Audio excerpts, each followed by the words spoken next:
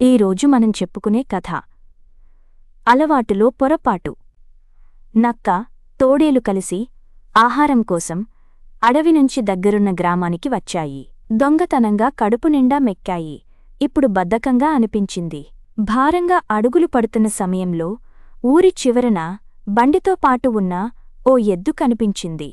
ఎంచక్కా ఈ బండిమీద అడవికి పోతే ఎంత బాగుంటుంది అని ఆశగా నక్కతో అంది తోడేలు. తెలివి ఉండాలి కాని అది ఏమంత పని అని సమాధానమిచ్చింది నక్క. ఆ తరువాత బండికి ఎదురుగా వెళ్ళింది. మిత్రమా, నువ్వు బండిలాగడంలో నేర్పరివని మా మృగరాజు విన్నారు. సింహానికి నీ బండిపై ఊరేగాలని ఎప్పటినుంచో ఆశగా ఉందట. నువ్వు దాన్ని నెరవేర్చావంటే మృగరాజు నిన్ను అడవికి మంత్రిని చేస్తానంది అని అబద్ధాన్ని ఎంతో అందంగా ఎద్దుతో చెప్పింది నక్క. మంత్రి అయితే హాయిగా దర్జాగా బతకచ్చు అనుకుని సరేనంది ఎద్దు. వెనుకనుంచి నక్క, తోడేలు బండి ఎక్కి పద, మృగరాజు గుహకు దారి చూపిస్తామన్నాయి. బండి కదిలింది. హాయిగా ఉండడంతో నక్క, తోడేలు కబుర్లు చెప్పుకుంటూ నవ్వుకుంటున్నాయి. కొద్ది దూరం వెళ్ళాక బండి ఆగింది. ఎద్దు మిత్రమా, అప్పుడే ఆగిపోయావు, అలసిపోయావేమిటి అని అడిగింది నక్క. అలవాటు కొద్దీ ఆగాను అని సమాధానమిచ్చింది ఎద్దు. ఇలా 4-5 చోట్ల అది ఆగిపోవడంతో తోడేలు విసుక్కుంటూ దాన్ని దబాయించింది. అది గట్టిగా అడిగిన ప్రతిసారీ అలవాటులో పొరపాటు అంటూ సమాధానమిచ్చేది ఎద్దు. ఇంతలో మృగరాజు గుహ రావడంతో నక్క, తోడేలు బండి దిగాయి. జయం జయం మృగరాజా, మీ గురించి వాహనాన్ని సిద్ధం చేశాం. మీరు అలా బండిమీద ఊరేగుతూ జంతువుల యోగక్షేమాలు తెలుసుకోవడానికే ఈ ఏర్పాటు అంటూ విన్నవించుకున్నాయి నక్క, తోడేలు. వాహనమా అని ఆశ్చర్యంగా అడిగింది సింహం. నిజమే, రండి అంటూ గుహనుంచి సింహాన్ని బయటకు తీసుకువచ్చాయి. మృగరాజు ఒంటెద్దు బండిని చూసి సంతోషం వ్యక్తం చేసింది. మృగరాజా, మా నజరానా గురించి ఆలోచించండి అని ఆశగా అడిగింది నక్క. నేను ఈ బండిపై అలా తిరిగి వస్తాను, అంతవరకు ఇక్కడ ఉండండి, అప్పుడు చూద్దాంలే అని అంది మృగరాజు. మరి నా మంత్రి పదవి అని అడిగింది ఎద్దు అమాయకంగా.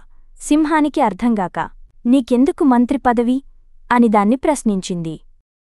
ప్రభూ, అలా మభ్యపెడితే కాని ఈ ఎద్దు మీ దగ్గరకు రాలేదు అంటూ ఫిర్యాదు చేసింది నక్క.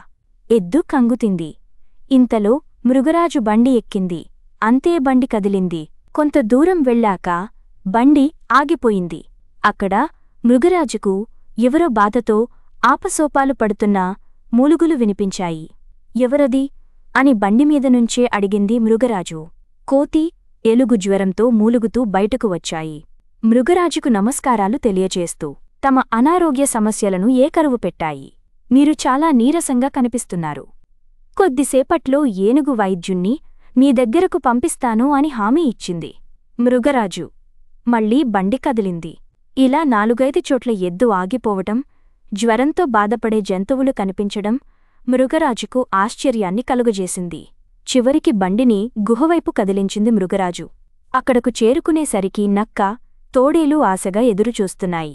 ఏనుగు వైద్యుణ్ణి పిలుచుకురమ్మని వాటిని ఆదేశించింది మృగరాజు.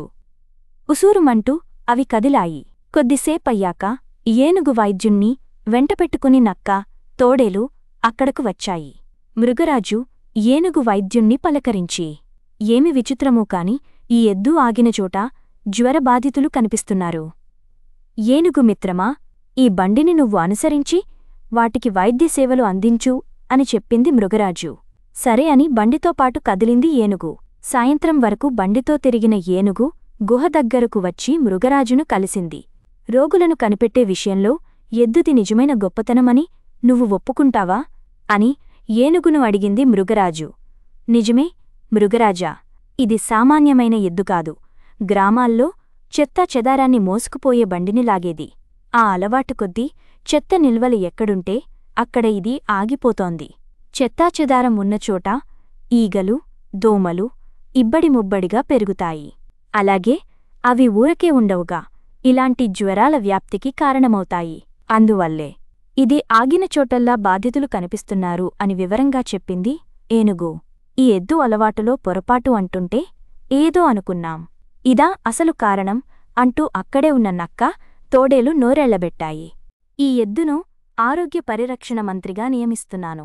నక్క, తోడేలు ఈ బండితో పాటు కదిలి ఎద్దు ఆగిన చోటల్లా కనిపించే చెత్తా చెదారాలను ఎత్తాలి. యుద్ధ ప్రాతిపదికన అడవిని మొత్తం పరిశుభ్రంగా మార్చాలి అని ఆజ్ఞాపించింది మృగరాజు. ఆ పని చేయడానికి ఎద్దుబండితో పాటు ఉసూరుమంటూ కదిలాయి నక్క, తోడేలు.